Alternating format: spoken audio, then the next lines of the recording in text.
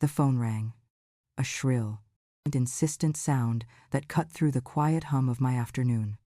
And when I answered, my son's voice, usually a balm to my ears, was laced with a desperate urgency I had never heard before, a frantic plea that made my blood run cold. He said, "Mother, I need $300,000. Immediately. A sum so enormous it made my heart lurch. A number that represented everything I had ever saved. Every careful sacrifice. Every dream of a secure future." My hands began to tremble. My breath caught in my throat, and I could only manage a whispered, "What are you talking about, Michael?" As he went on to explain in clipped, terrifying words about dangerous people, about debts spiraling out of control, about threats that were not just against him, but against our family, against me. How could my own child, the boy I had raised with every ounce of my love and strength, bring such a storm to our doorstep? And how could I possibly navigate the terrifying precipice he had just pushed us all towards? The problem, or rather, the series of problems, had been brewing for years. A slow, insidious creep of minor crises that had gradually eroded my peace of mind and, unbeknownst to me then, my financial stability. Michael had always been charismatic, a charmer, with a quick smile and an even quicker explanation for why things went wrong. From a young age, there was a certain restless energy about him, a desire for the grand gesture, the easy win, rather than the steady grind. I remember when he was just starting high school, he wanted a specific brand of expensive sneakers, one that was far beyond our budget. He promised he would get a part-time job. He said, "I'll pay you back, Mother. Every single cent." He never did. Not really.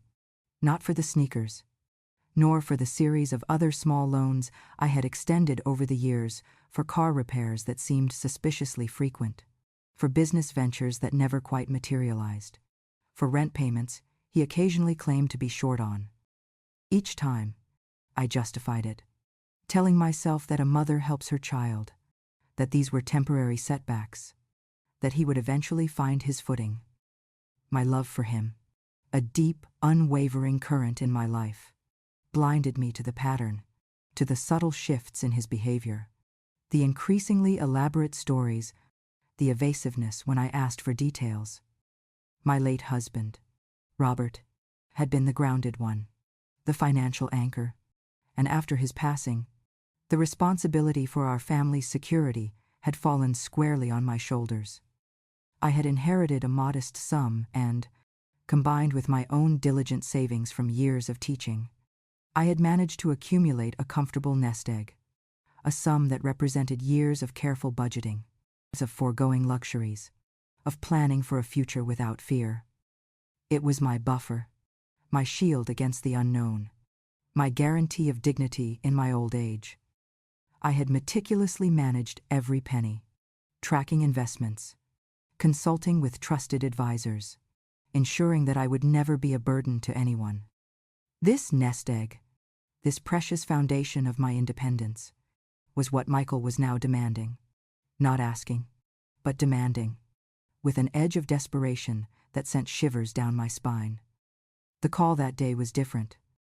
It wasn't the usual plea for a few thousand to cover an unexpected expense, nor the request for a loan that would surely be repaid next month, a promise that had lost all meaning. This was a guttural, primal cry for help, a voice teetering on the edge of panic, and the sheer audacity of the number, $300,000, made it clear this was no ordinary predicament. He insisted, "They will hurt me, Mother. They know where you live. They know everything." The words painted a vivid, horrifying picture in my mind, a world of shadows and violence that had no place in my carefully constructed reality. My first instinct, a mother's instinct, was pure terror for my child's safety. I felt a cold dread seep into my bones, a terrifying certainty that if I did not comply, something truly awful would happen. He gave me a bank account number, a name I didn't recognize, and a deadline. by the end of the day. He said, "Don't tell anyone, Mother. No one. Especially not Sarah," referring to his wife, my wonderful daughter-in-law, who I knew he had been increasingly distant from. The secrecy, the urgency, the sheer scale of the demand. It was all too much. I went to the bank in a haze, in my mind a storm of conflicting emotions.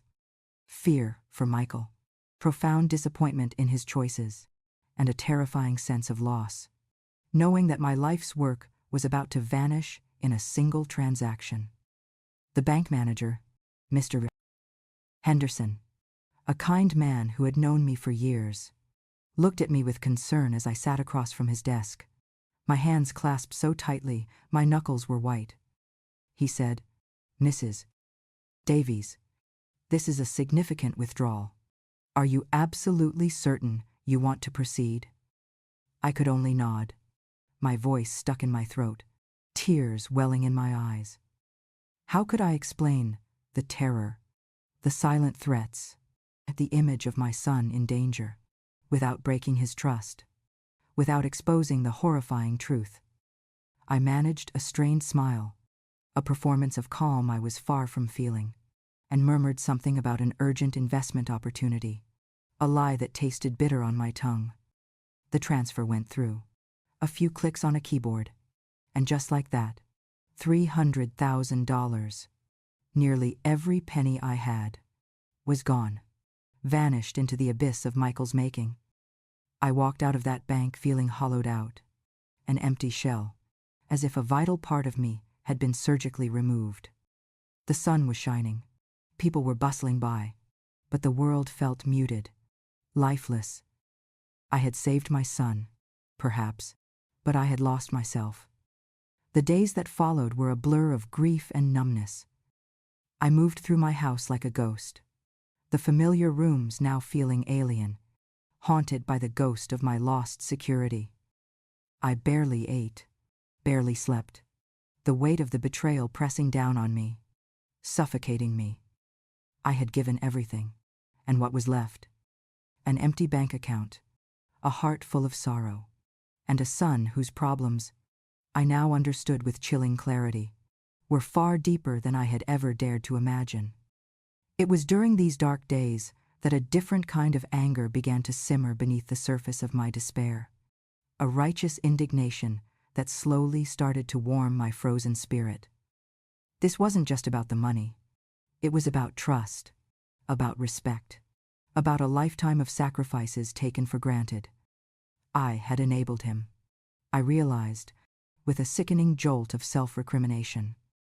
My love, my willingness to always help, had been twisted into a weapon against me. This realization, though painful, was also a spark, a tiny flicker of defiance in the encroaching darkness. One evening, staring blankly at the television, a commercial for a financial planning service came on, and a phrase caught my ear: "Take control of your future." It was a simple line, but it resonated deeply within me, echoing the nascent stirrings of rebellion. I knew then, with absolute certainty, that I could not continue down this path. I could not be a perpetual ATM for Michael's reckless choices. I had to cut the cord, to break free, not just for my sake, but perhaps, I hoped, for his too, to force him to face the consequences of his actions. This was a terrifying thought, a departure from everything I had ever known, every maternal instinct that screamed to protect. But the alternative, a life of perpetual fear and financial ruin, was even more terrifying.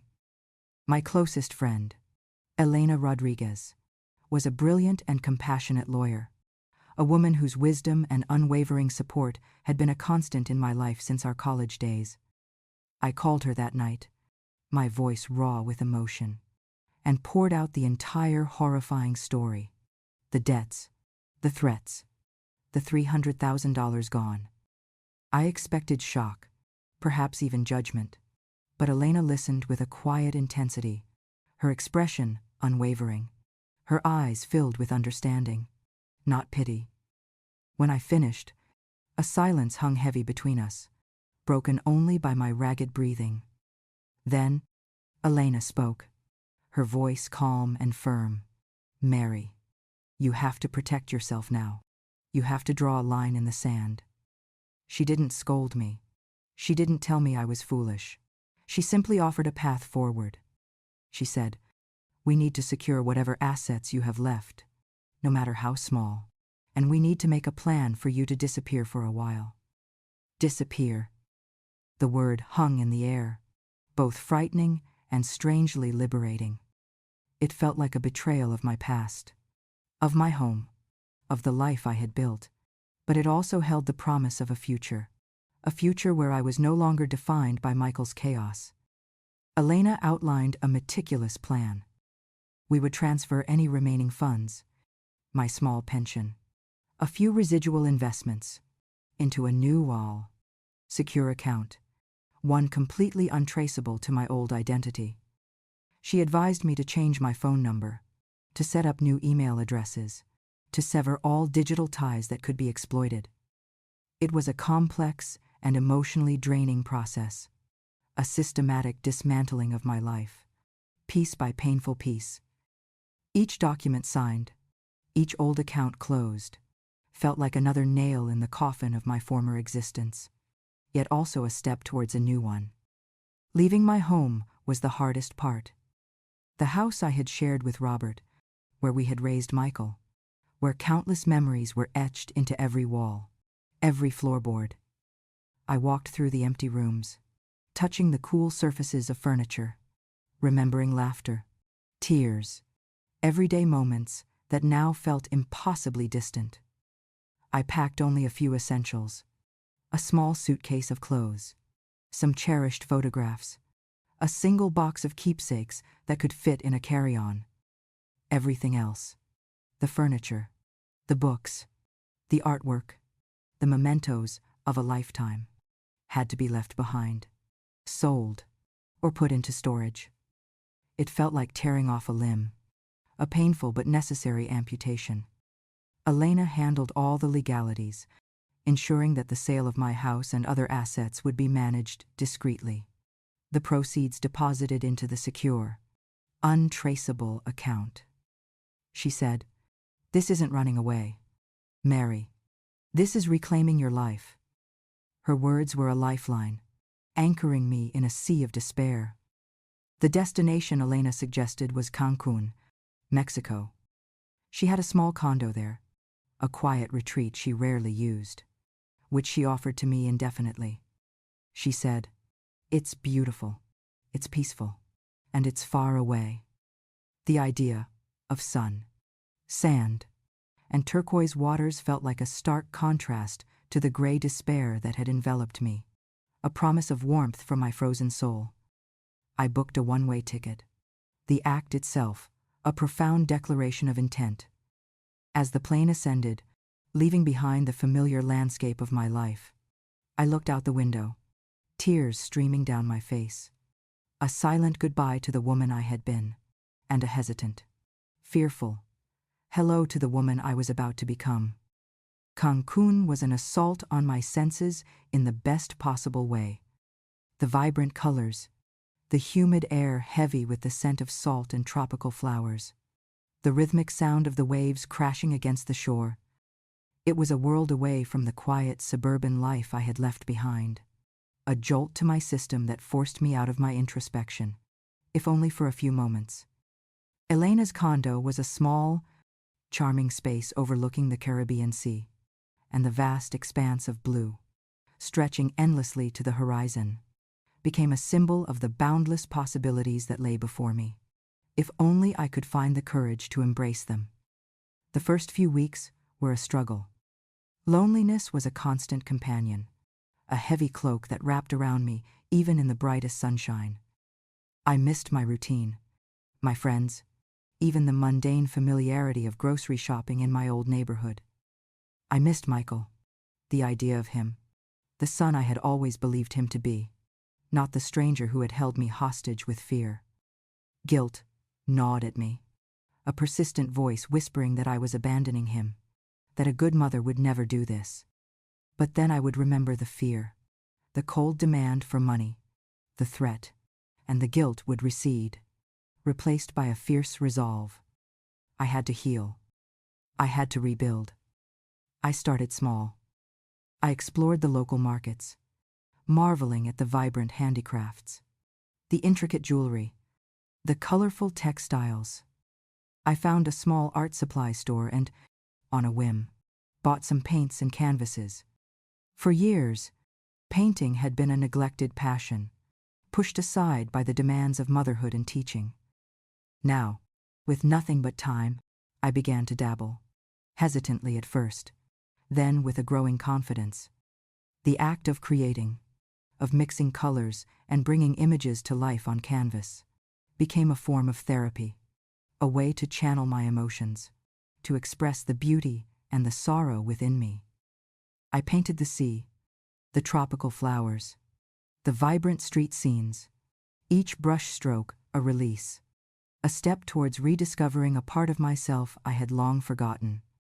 As I painted, I also started making small pieces of jewelry, using local shells, colorful beads, and semi-precious stones I found in the market. It was a simple craft, but the tactile sensation of working with my hands, of transforming raw materials into something beautiful, was incredibly satisfying. I would spend hours at a small table on my balcony, the sea breeze cooling my skin, the rhythmic sound of the waves, a soothing balm. Gradually, I started to venture out more, to speak to the local vendors, to practice my rusty Spanish. The people of Cancún were warm and welcoming, their smiles genuine, their kindness a gentle antidote to the bitterness that had taken root in my heart. One day, encouraged by a friendly shop owner, I decided to display some of my jewelry at a local artisan market. I was terrified, my hands trembling as I set up my small table. But to my surprise, people were drawn to my creations. They admired the unique designs, the natural materials, and the story behind them, a story I would only hint at. Speaking of a new beginning, my first sale was a small pair of earrings, and the feeling of accomplishment, of earning something purely through my own effort and creativity, was exhilarating, a taste of independence that was sweeter than any financial security I had ever known. Slowly, painstakingly, I began to build a new life, a new identity, one rooted in self-reliance and artistic expression. My small craft business, which I named Mariposa, Spanish for butterfly, a symbol of transformation, began to flourish. I made new friends, fellow artisans, expats, locals, all drawn together by a shared love for the vibrant culture of Cancún. I learned to scuba dive, fascinated by the silent, beautiful world beneath the waves, a stark contrast to the noisy chaos of my past. I joined a yoga class, finding peace and strength in the ancient practice, my body slowly healing alongside my spirit. I was still Mary, but a new Mary, one who was stronger, more resilient, and utterly her own. Life had settled into a gentle rhythm, a quiet serenity that I had thought impossible just months ago.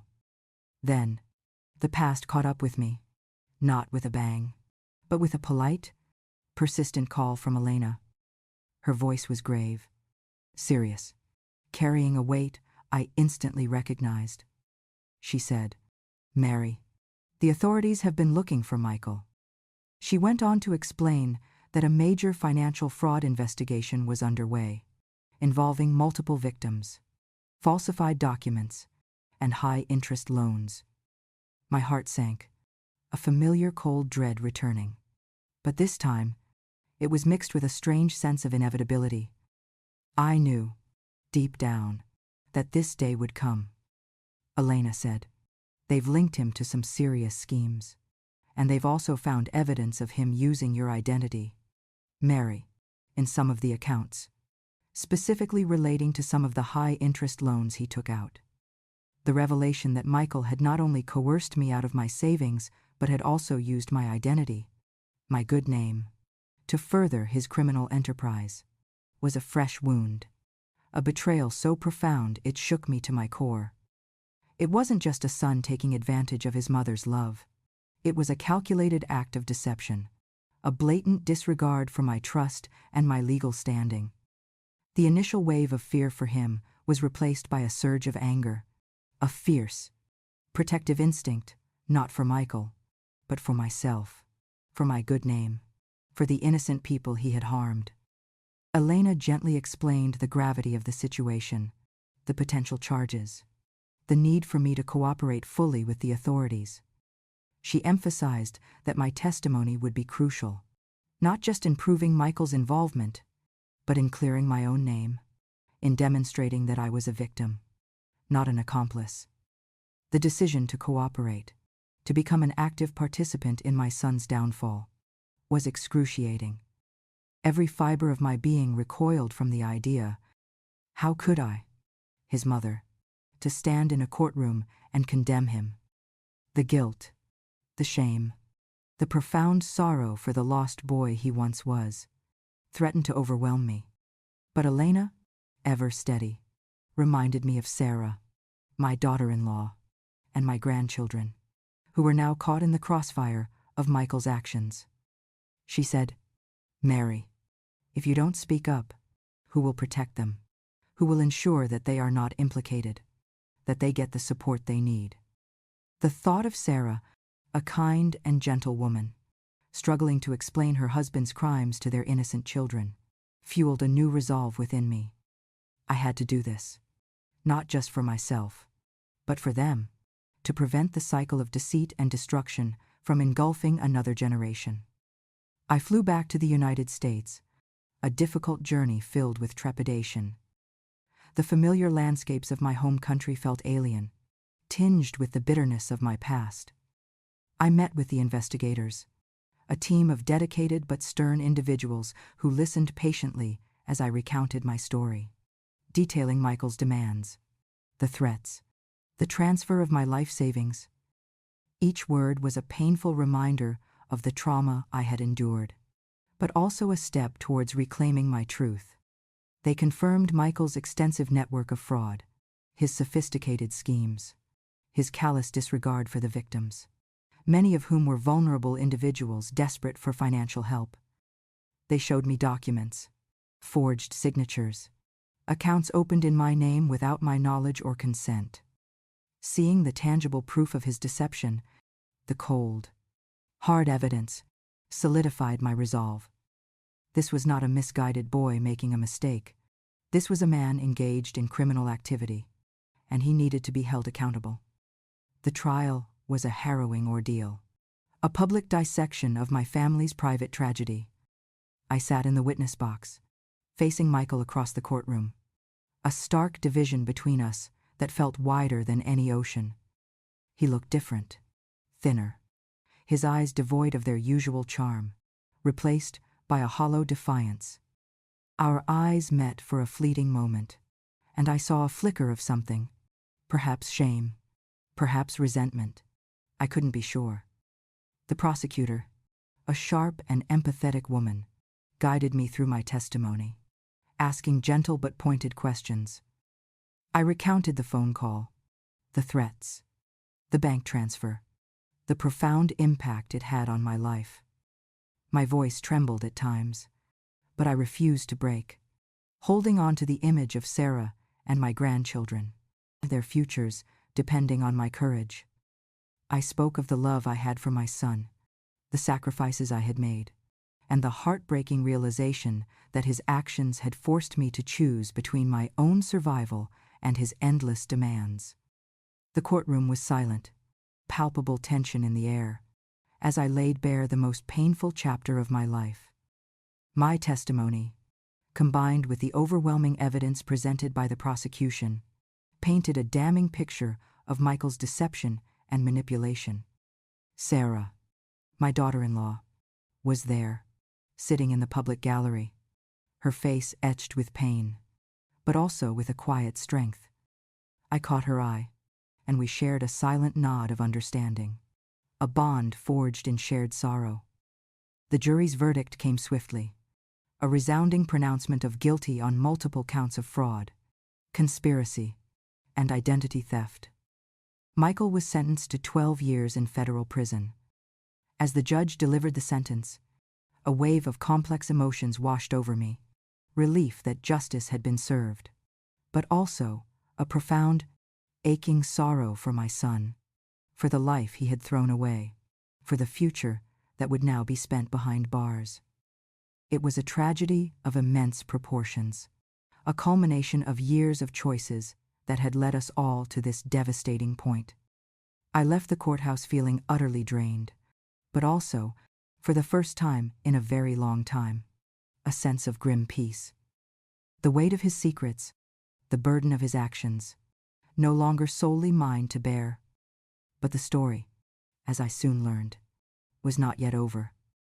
Weeks after Michael's incarceration, a letter arrived, not from him, but from an unknown address. It was crude, threatening, warning me to keep my mouth shut, to not forget my family, implying that even from behind bars, Michael had ways of reaching me. The fear, that old familiar companion, returned with a vengeance. It was a stark reminder that even with him locked away, the dangerous elements he had associated with were still out there, their reach seemingly endless. I immediately contacted Elena, who, without hesitation, alerted the authorities. This time, however, I was not merely a victim. I was prepared. The police, understanding the seriousness of the threat, set up a sting operation. They advised me to respond to the threat with a carefully worded message, indicating my willingness to reconsider my stance if certain conditions were met, a ploy to lure the individuals into the open. It was terrifying, the idea of baiting these dangerous people, but I was determined. I would not live in fear anymore. The plan worked. A meeting was arranged at a public park, under the guise of discussing my financial support for Michael's legal appeals. The police had eyes everywhere, unseen, unheard. As I sat there, pretending to be anxious, a man approached me, his face hardened, his eyes cold. He repeated the threats, explicitly stating that Michael had sent him, that I needed to remember who I was dealing with.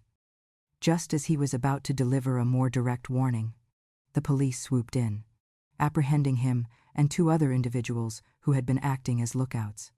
It was a terrifying experience, but also incredibly empowering.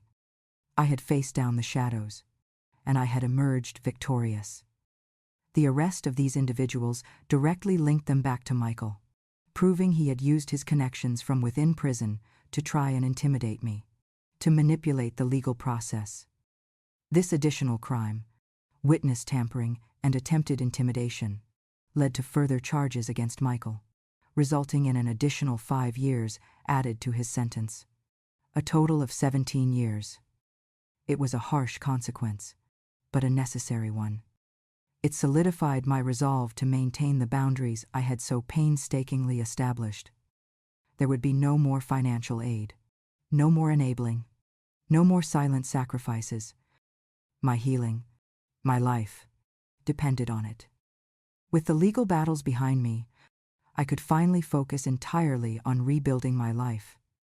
I returned to Cancún, the vibrant colors and warm sun, a welcome embrace after the cold severity of the courtrooms. The initial waves of grief and anger had begun to recede, replaced by a quiet determination. I sought therapy, working with a compassionate and insightful psychologist who helped me process the trauma, the betrayal, and the complex emotions surrounding my son's actions. It was a long and arduous journey, delving into years of suppressed pain, understanding the dynamics of my family, and learning to forgive myself for choices I had made out of love, even if they had been misguided. I learned about codependency, about setting healthy boundaries, about the crucial difference between helping and enabling. My life in Cancún flourished. My small craft business, Mariposa, grew steadily, allowing me a comfortable income and a strong sense of purpose. I expanded my circle of friends, connecting with a diverse group of individuals who enriched my life with their stories, their laughter, and their unwavering support. I became an active member of the local community, volunteering at an animal shelter, teaching English to local children, immersing myself in the culture and rhythm of my new home. I discovered a newfound joy in simple pleasures: the morning walks on the beach, evenings spent sharing meals and conversation with friends, the quiet satisfaction of a day well spent. I was no longer defined by my past, by my son's choices, or by the roles I had played. I was simply Mary, a woman who had found her strength, her voice, and her freedom. As my own healing progressed, a new purpose began to emerge from the ashes of my personal tragedy. I realized that my story, while painful, held the power to help others. I had experienced financial and emotional abuse at the hands of someone I loved, a silent epidemic that affected countless women, often in the shadows of their own homes.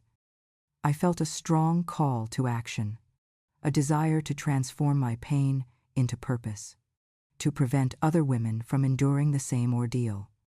I began by sharing my story, tentatively at first, with close friends, then with support groups, and eventually, publicly. Each time, I found a receptive audience, women who nodded in recognition, their own stories echoing parts of mine. Inspired by these connections, I decided to establish a non-profit organization dedicated to supporting women who had experienced financial and emotional abuse. I called it Phoenix Rising, a symbol of rebirth and resilience. Elena, ever my steadfast ally, provided invaluable legal guidance in setting up the organization, and many of my new friends in Cancún, both local and expat, rallied around me, offering their time, skills, and resources. Our mission was twofold: to provide immediate support and resources to victims, and to educate women on financial literacy and emotional empowerment. Phoenix Rising quickly gained momentum. We organized workshops on financial planning, budgeting, and legal rights, empowering women with the knowledge and tools they needed to protect themselves and regain control of their finances. We created safe spaces for women to share their stories, to find solace and strength in community, to understand that they were not alone. We partnered with local shelters, legal aid services, and mental health professionals, creating a comprehensive network of support for those in need.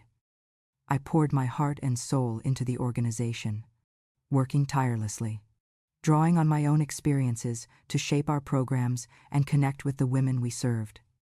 I spoke at conferences, shared my story on podcasts, and wrote articles, becoming a voice for those who had been silenced. My journey from victim to advocate, from brokenness to leadership, resonated deeply with many, and I became a symbol of rebirth, a testament to the power of resilience and the human spirit. Years passed, bringing with them a profound sense of peace and fulfillment. My relationship with Sarah and my grandchildren slowly healed, strengthened by honesty and mutual support. I remained a constant presence in their lives, a grandmother who brought stability and love, a stark contrast to the chaos Michael had created. Then, an unexpected letter arrived, this time from the prison where Michael was incarcerated. I recognized his handwriting immediately, a familiar script that still held the power to stir a complex mix of emotions within me. I opened it with trepidation, bracing myself for another demand, another manipulation. But what I read surprised me profoundly. It was an apology, raw and heartfelt, expressing deep remorse for his actions, for the pain he had caused, for the irreversible damage he had inflicted on our family, and on me. He spoke of the years he had spent reflecting, of the therapy he had undergone in prison, of the profound shame and regret that had finally broken through his arrogance and denial. He acknowledged the depth of his addiction, the lure of easy money, the way it had twisted his values and corrupted his soul. He said, "Mother, I finally understand what I did. I understand the monster I became, and I am so deeply, truly sorry." He didn't ask for forgiveness. He simply expressed his understanding of the enormity of his transgressions, his acceptance of his punishment, and a tentative hope for some form of reconciliation, if I was ever ready. The letter stirred a maelstrom of emotions within me. The old wounds, though scarred, still ached. The memory of the fear, the betrayal, the crushing loss was still vivid. But beneath the pain, a new feeling emerged, a glimmer of empathy, a recognition of the broken man behind the words.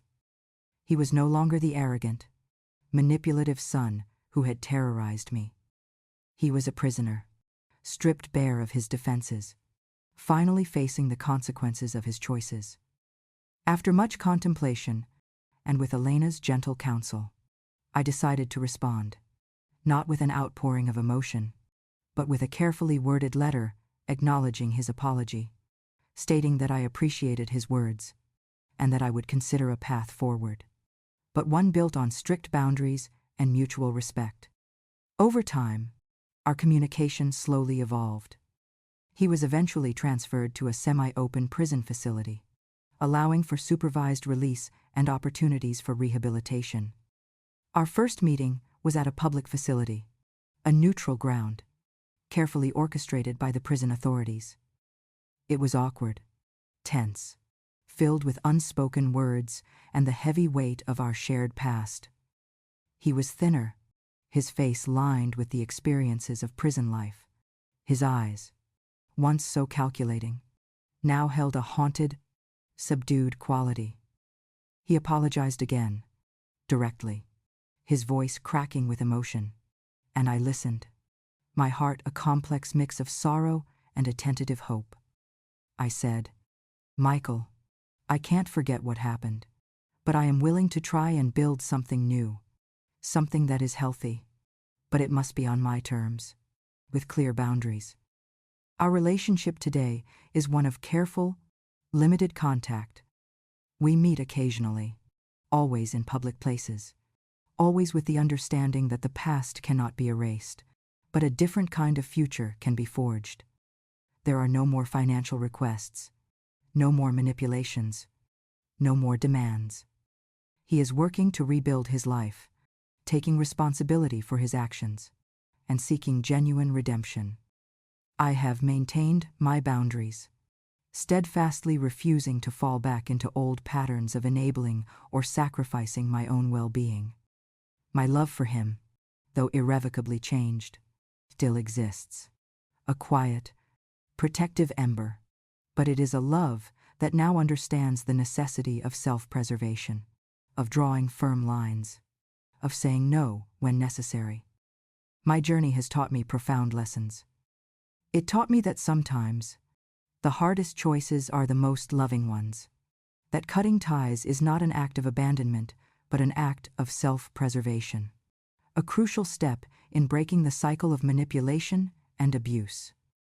It taught me that saying no is not selfish, but an essential expression of self-love. Most importantly, it taught me that it is never, ever too late to begin again, to reclaim one's life, to find purpose and meaning, even in the wake of unimaginable tragedy. I am Mary, a survivor, a founder, a woman who has found her peace, her freedom, and her purpose, a testament to the enduring power of the human spirit to rise, to heal, and to live a life filled with compassion, not just for others, but for oneself.